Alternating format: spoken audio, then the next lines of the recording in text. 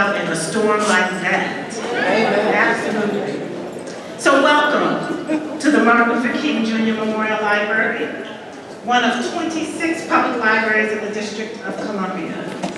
I am Joy Metz. I'm the Director of Communications and the Interim Director of Public Services for the DC Public Library. Thank you so much for taking the time to join us this evening for what I know and what you know will be a memorable conversation with one of DC's political giants. Whether it be his work with the Student Nonviolent Coordinating Committee, Pride, Inc., or several elected positions, including mayor, that he's held in this great city, Councilmember Marion has made his life work fighting for civil rights and building community. I'd also like to welcome best-selling author, lecturer, and entrepreneur Omar Tyree. Yay.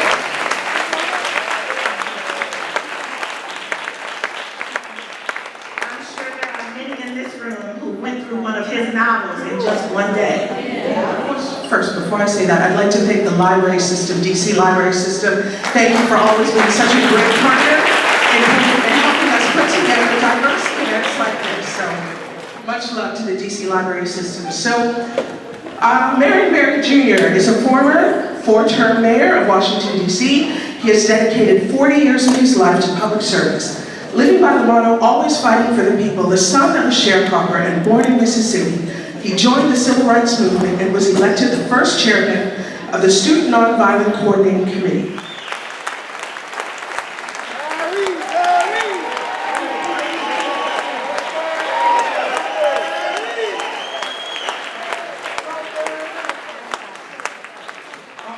All right. And his wonderful co-author, Mr. Omar Tyree, who almost needs no introduction, but I'm going to tell you a little bit about him.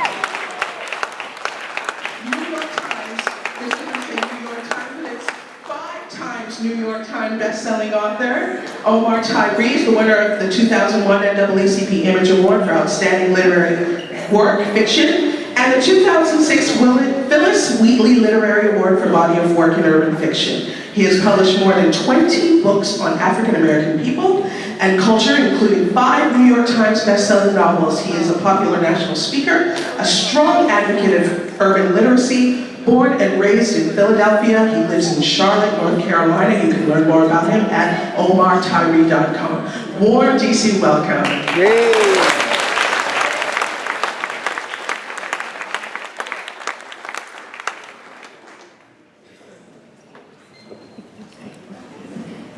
Okay, a little bit about this evening. It's going to be very interactive. So we're just going to start with some questions just to open the evening up, and then it's on you.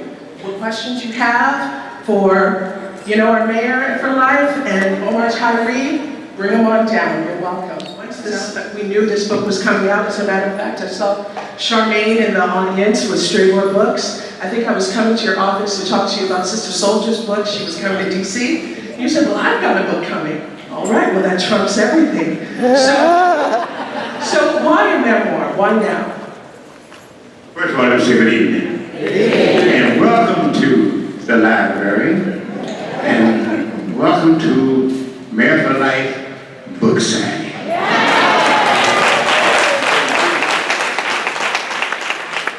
Let me tell you a little story about that. Ken Cummins, who was Lucy Gibbs at City Paper, he used to be kind of innovative.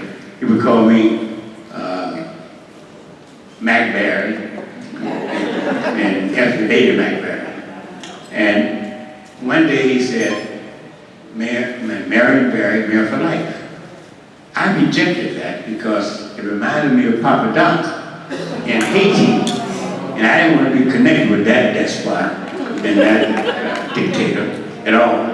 But as we went around the city, he would say, "You're the mayor forever. You're the forever mayor. You're the best mayor we ever had." All these kind of things. And so, Mayor for Life started taking off, and I embraced it because it really is a story of my life. I spent over 50 years of my 78 years in public service, in civil rights, human rights, job training, managing DC government for 16 years. The DC government is an $11 billion corporation and 40,000 employees. And people talk about Marion Barry, who he is, what he did, but nobody talks about who he is. And I decided to talk about who he is. And I'm the only one can write about who I am, because I'm not my lifetime. Not just in civil rights, but in terms of mayor for 16 years. Let me just say that Washington has become a one-term mayor at the time. Starting with Sharon Paquette, I did everything with her, Peter Hudler. And then you had Agent Fenton, one term, Vice Gray, one term. And I'm supporting Muriel Bowser, and I told Muriel the other day, if you don't listen to some of us who've been there, you're going to be a one-term mayor too.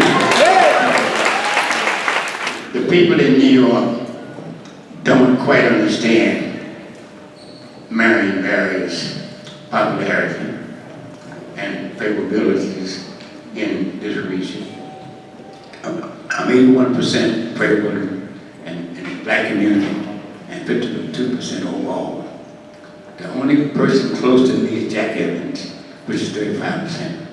And so we're going to sell as many books as we can in this area because it's a story that's real. A lot of people are going through some of the same things I went through in terms of my personal life. And this book is instructive as to how you can get knocked down, you can fall down, or push yourself down. But it's not the issue. The issue is getting up. It's getting up, and I'm the expert on getting up.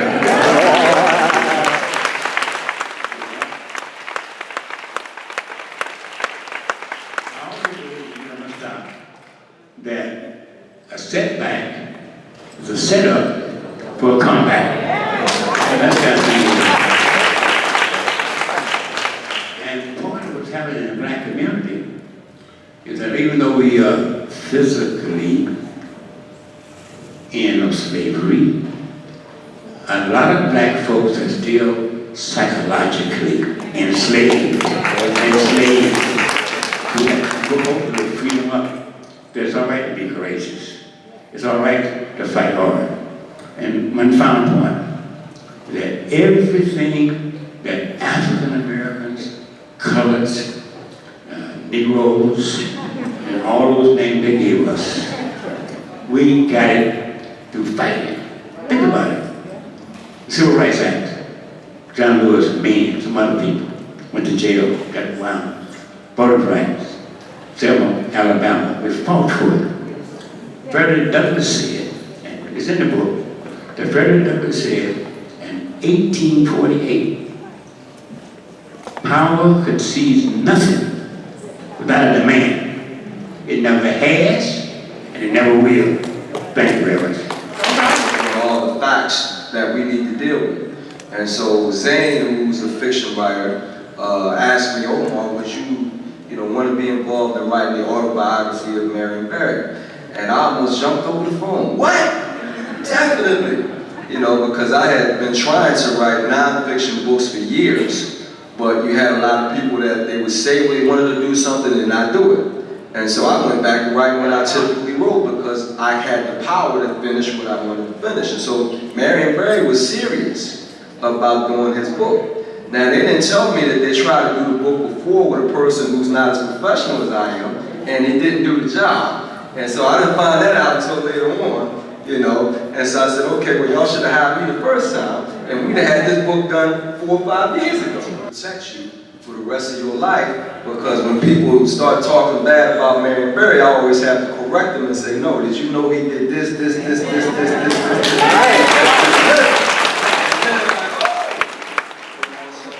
I'm not the kind of black man running away from good fights. I told Marion Barry, I said, I'm a Philadelphian and you got the right guy on your team. Okay, and then we went to work and we started battling about what we wanted to keep in the book and what we wanted to do, all that kind of stuff. But at the end of the day, we did a book that he wanted to put out, and it established a whole lot of who he is as a person, not just the incidents that the media wanted to cover all the time. And so you got to understand that he was in his early 30s before he even got to DC. And so that's half his life before he even got here, before you even knew him. And in that half life, he was already a master's degree in chemistry, almost a PhD, got involved with civil rights, had a high school rebellion against the newspaper because the white newspaper guys were getting more money and bikes, and he figured the black kids wasn't, so he told the little kids to strike and not get, and he's 15 years old. And so this is the kind of man that we're dealing with before you even knew him in DC. And so a lot of times they talk about what comes first, the chicken or the egg, and I always say the chicken makes the eggs. And so this man was a strong chicken before he did anything in DC because that was a part of his fabric of character. And so he wanted to continue serving the people over and over and over again, no matter how old he is. He's 78 right now, still serving the people, and that's just a part of who he is. And I'm happy. And she's always fix you a plate. And I think that she instilled my love that I have for you today. And I just truly, from the bottom of my heart, appreciate everything that you've done for the city. I got one of my first jobs through you. You've kept so many people that I know today off the street, out of jail, they're still alive. I just, with all my heart, I love you today.